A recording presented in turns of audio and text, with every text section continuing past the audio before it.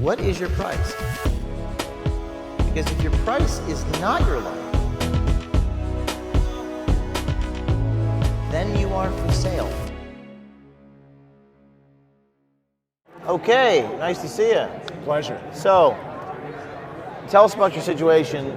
You were pardoned on January 6th, but one of the things you said to me was that people don't understand about how these pardons work.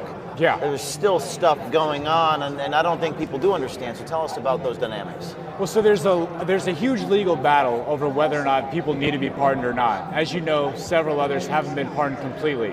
I'd like to think that Donald Trump and his team has a plan for the people that haven't been pardoned yet. A lot of my Oath Keeper friends been pardoned have yet. not yet. I thought that everyone was pardoned. You're wrong. That's a mistaken thing. Not everybody was pardoned. As a matter of fact, a buddy of mine, Kelly Meggs, who helped write One Question Remains, the book that we wrote in prison and had smuggled out of prison, hasn't been pardoned. Our suspicion is that the Trump administration is going to use that case, re-examine it to make sure that the federal judges, like we were discussing earlier, actually have to pay the piper for making sure that they don't get away with convicting people of crimes that they know they didn't commit. Just like the 1512 crime that we were talking about. How am I now guilty of a charge when I wasn't even on the Capitol grounds at the time, but that the Supreme Court had to throw out last summer, stating that it was unconstitutionally applied? Take the audience back to, just in a minute or two, what exactly you did and what they accused you of doing on January 6th. What I did was I watched the Capitol police officers open fire on innocent women and children with their flashbangs and violence, shield bashing old ladies. So, you know, you want to talk about police brutality, and we do want to back the blue. But the tragic thing was we watched that happen right before our eyes on January 6th. So like a moth to the flame, I get sucked in. I'm wearing the same uniform that I deployed to Afghanistan as a Ranger, 2nd Ranger Battalion, all 3 times, to show that I already have sweat and blood equity invested into this country. And if you're going to steal an election, I've got a problem with that. So I show up, I'm trying to defend folks. I get charged with the simple assault, which, you know, it's as if I flicked you on the wrist, you could have charged me with a simple assault charge. I was the only one on my 9-man indictment, 9 people that never had any relation with each other whatsoever, who didn't have an assault with a deadly dangerous weapon charge, and yet they said that I was one of the most violent people there. They used my Ranger training against me. Army Ranger. Yes, sir. Yeah, 2nd Ranger Battalion. So it was the most un-American, anti-patriotic move that our judicial system could have done. And it was because of the Biden regime. It was because of the people that he appointed in positions of power. And America can't forget that. And you've been on point with the things that you've been following, especially with the garbage that's come through our border. The Biden regime is to blame for that. But I'll tell you one thing else. We were talking about positivity before the camera started rolling. So there is a little bit of dark comedy that, you know, we have to include with this stuff, right? Because I know that's how you roll. Yes. Irony and absurdity. Yes. Oh, okay. So this is perfect for you then. So when the feds came to arrest me, they show up on the last day of school, because I was a high school teacher at the time. What do you teach? Oh, high school history. History. Yeah, to 11th and 12th graders. Really? That's the future, man. Oh yeah, without a doubt. Oh yeah, we'll get to that in a minute. But they show up to my apartment. They're passing very dangerous items like the United States Constitution or the Holy Bible, and they get to a nuclear stockpile of Legos, okay? The Legos that they find, they behave as if it's the Holy Grail because they find a Lego model kit of the United States Capitol. So it's like the worst Seinfeld episode you've ever seen in your life. They claim because I had a Capitol Lego set in my possession, I am now responsible for the entire Capitol riot. So now I'm the architect of the insurrection. It's in my court documents. And now if you type in my name and type in Lego Man, my face is going to come up. Lego Man. Seriously. You had a Lego. Was it assembled or was it just a? It was in an unopened box. An unopened Lego Capitol box. Yes, dude. And yes. Where did the FBI arrest you? So thankfully they didn't arrest me out front of the school. They arrested me on my way to it at my apartment. Your apartment in what state? Pittsburgh, Pennsylvania. Pennsylvania. And that's where you teach history? That's where I was teaching history. The Department of Education in Pennsylvania refused to acknowledge the presidential pardon, so I'm going into filmmaking instead. When they came, did they do a no-knock warrant? How did that happen? They waited until I came outside to get me in an ambush. I think they knew that with my Ranger training, and if someone breaking into my apartment, I would have shot back. Right. So in order to make sure that everybody came home from the raid on me, which was ironic, I was watching them use similar tactics that I participated in while I was in Afghanistan, which is crazy. So they waited for me to hop into my Jeep before I was able to unlock my vehicle. That's when I was surrounded with 17 rifles pointed at me. 17? Without a doubt. Oh yeah, they brought in all the SUVs, they cut off my escape. Rifles? Without a doubt, yes. Not pistols? No. Rifles? Rifles, yeah. And that was because you were a Ranger? They were scared that you were going to, shoot back or something like that? Think about it.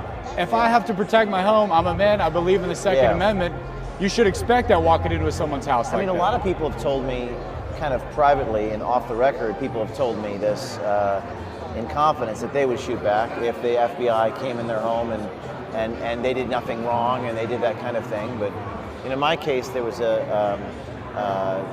covered the peephole and they just did a loud pounding. So I had the choice to answer the door or not, I guess. I don't know what you do in those situations. Or they could have busted it down. Could have busted down. And I actually got lucky. A lot of other January 6ers had the MRAPs, the tanks, the helicopters. Tanks. Oh, yeah. So here's the thing. That notion that you just referenced about whether or not you're going to shoot at an intruder, that is what's under siege. It wasn't me. It was the American attitude of defending what's yours and working hard to get it in the first place and worship of Almighty God. That's what was under attack. Well, it's interesting that because you're an Army Ranger, they did so much premeditation about how to arrest you. To make sure that I had no cover or concealment. There were possibly conference calls, PowerPoint presentations, multiple meetings.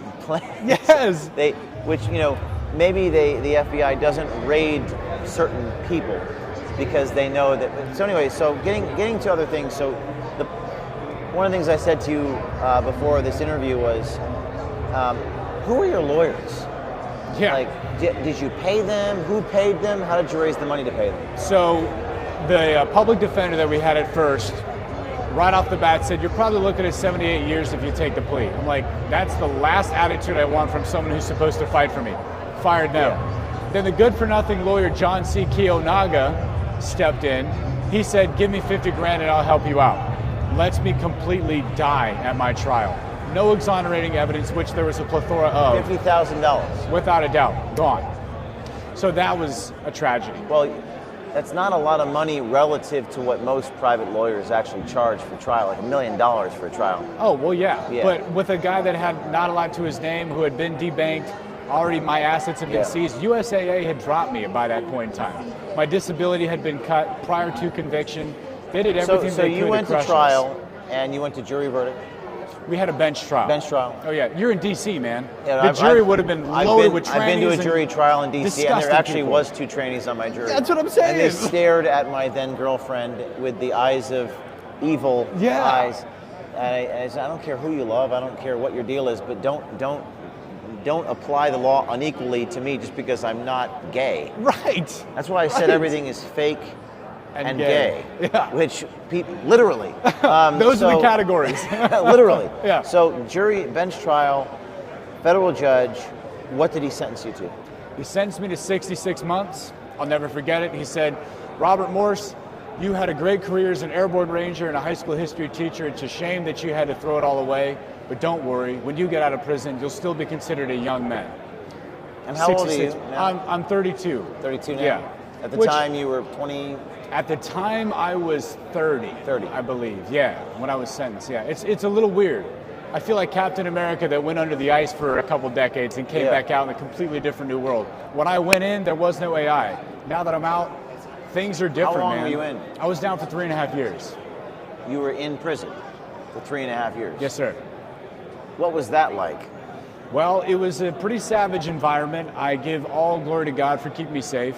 But I will say that I wrote a book to try to ameliorate that, because how am I supposed to quantify? What's the name of the book for the audience? It's still there. It's on Amazon right now. Still there? Yes, 41 short stories of my time behind bars, cataloging 3.5 years. I haven't. Usually I read the books prior to the interview, but because I'm in this convention, I have not done that. But I would like to read your book. I think you'd get a lot out of it. Do you have any book copies with you?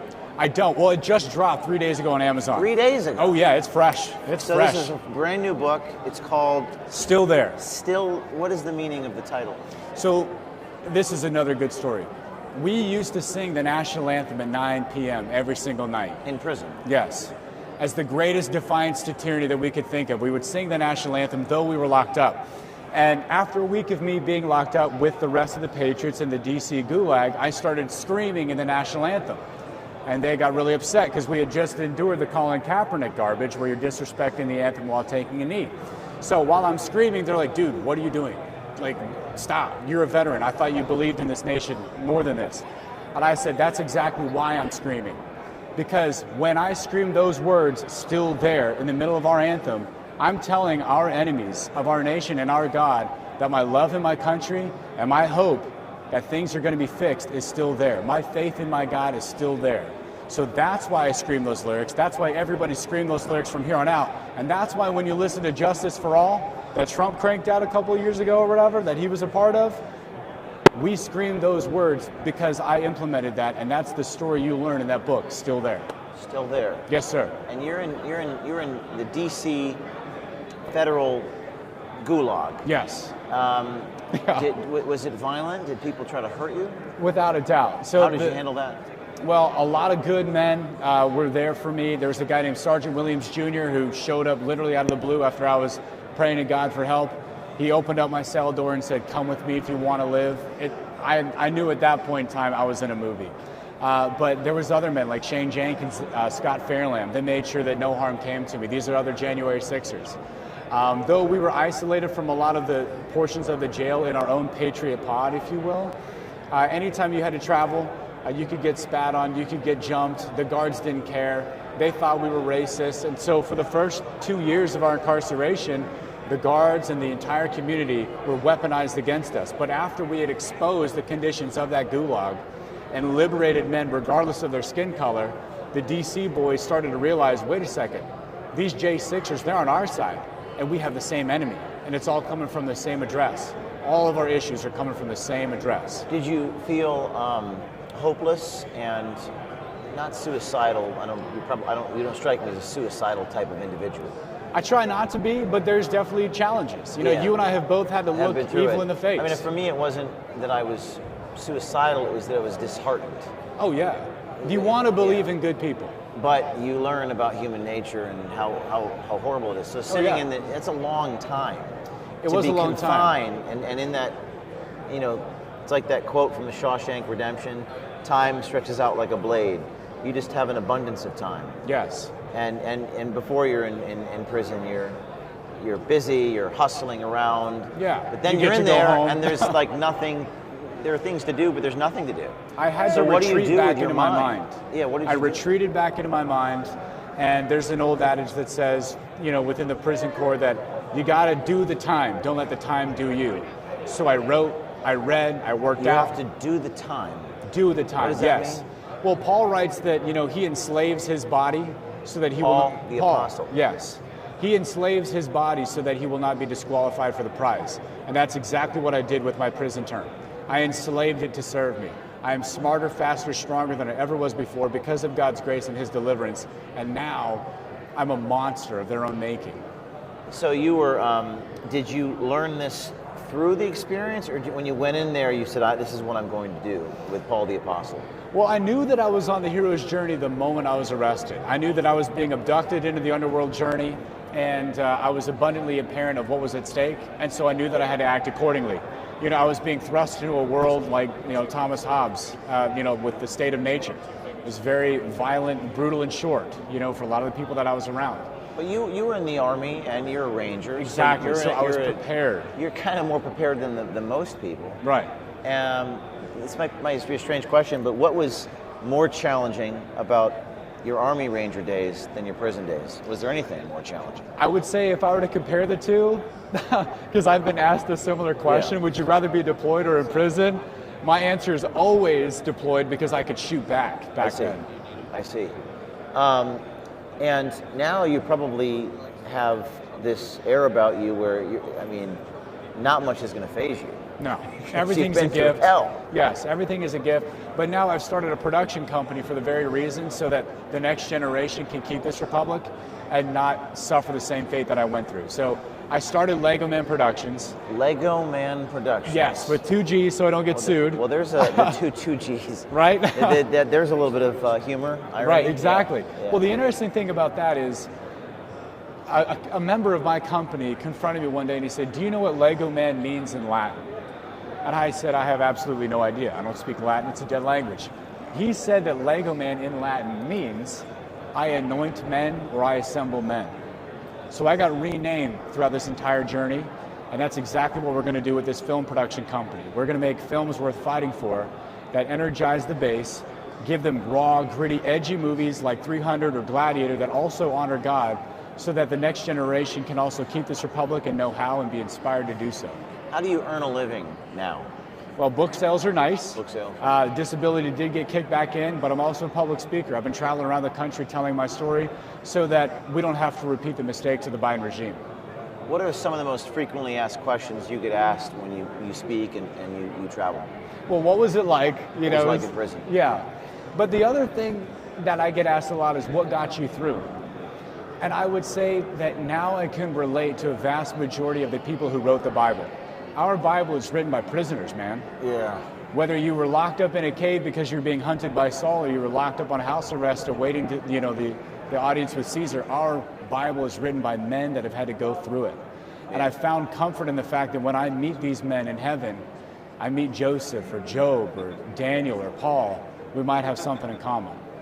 Have you ever read any of the Gulag Archipelago? Absolutely. By Solzhenitsyn? Absolutely. I quote him in the book still anything there. in there? Can you give us some hints as to what you quote in your book? Well, he talks about the necessity for justice, and he also discusses how if you hide the sins that have been committed on a populace, you only guarantee that they will be committed upon the next generation. That's one of the opening lines of that first book right there. And so the idea is that if we can follow in that same lane where Alexander Solzhenitsyn found Christ in the middle of hell, and in so he ended up exposing the corruption of the USSR, this book's still there. It's already been compared to Anne Frank's diary, but the American version, if we talk about January 6th enough, not only will this never happen again, but we can actually kickstart an American Renaissance where we enjoy what made us great in the first place, and we thrive as Americans always were supposed to. Well, I mean, in talking to you and listening to you, there's a confident, unwaveringness to who you are. Perhaps as a result of what you've been through, maybe as a result of what you've been through before what you've been through. I mean, you're an Army Ranger. Yeah, that's pretty hardcore. But I read the Gulag Archipelago. I probably read it about once a year. You have to. It's unbelievable. Yes. 1984 is another one that I encourage everyone to read once a year. Yes. And every time you do, you. But what struck me about that book is he talked about suffering, and he said, even there's one line in the Gulag Archipelago where he's talking about just his soul was ripening with suffering. Yes. And what doesn't exist, not even God can take away. It was like this very profound, deep, moving thing. And there was also this part about the hunger strike. Was there anything like that in jail? There were definitely hunger strikes. There were movements for sure. Did you participate in that? I participated in one, In one hunger strike? In one, yeah. But then you start to realize that these people really don't care. The BOP is designed to turn American men into cattle. And the January 6th saw the future of America, which is a nationwide prison state if communism reigns supreme. Do you think the pendulum will swing back to that at some point? If you and I are successful, yes, we can keep the pendulum. Keep the pendulum. That's interesting. I've never heard that said before. Because it swings back and forth, but we can just keep it. What does that mean? Take it forever. It means we never give it back to the enemy. I see. They'll never have their opportunity to ruin our country again. Well, it's interesting. I speak as a reporter who's been targeted. The American Civil Liberties Union defended us. So it's a little bit. It's not really a left or right thing. With J6, there's this branding around. You know what I mean? But again, I think more people should hear your story, read your book, because in listening to you, you have some really profound spiritual truths that everyone needs to hear. Thank you. And kind of, I'll keep talking to you off. My that. producer is telling me the next guy's coming, but Right. I think, what's the name of the book? Still There. Still There. Yes, I'm sir. going to read your book. Thank you. It's just brand new out on Amazon. Yeah, day 3. Day 3. Yeah. We don't have a hard copy. I usually have a hard copy here. Right. Quoting Alexander Solzhenitsyn from the Gulag Archipelago. One more thing about the hunger strike. In Gulag Archipelago, Solzhenitsyn, he goes on the hunger strike, and all of his colleagues, at one point, someone breaks the strike, I need to eat the bread, and he said the feeling of the betrayal from his comrade Yes. eating was infinitely more painful than anything else. Yes. And I wonder, without naming names, was there anyone from the group of patriots that maybe, that guy wasn't strong enough, or that guy ratted, or that guy lied? Did you ever experience anything like that? There were the dropouts. There were the people that shamed us. But the other thing that I think that hurt me the most, very similar to Alexander Solzhenitsyn, was a similar situation that Viktor Frankl writes in Man's Search for Meaning, where everybody has a cigarette, their last cigarette, which means your will to live.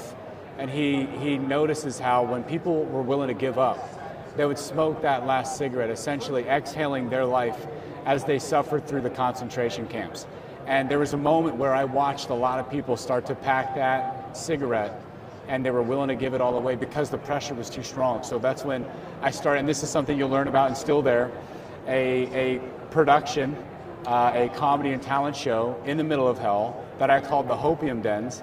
And I try to inadvertently have comedy to improve the condition of the gulag and make everybody have a good time. I made my own show. I literally sang, because for the military you learn that you'll never ask a subordinate to do something you're not willing to do yourself.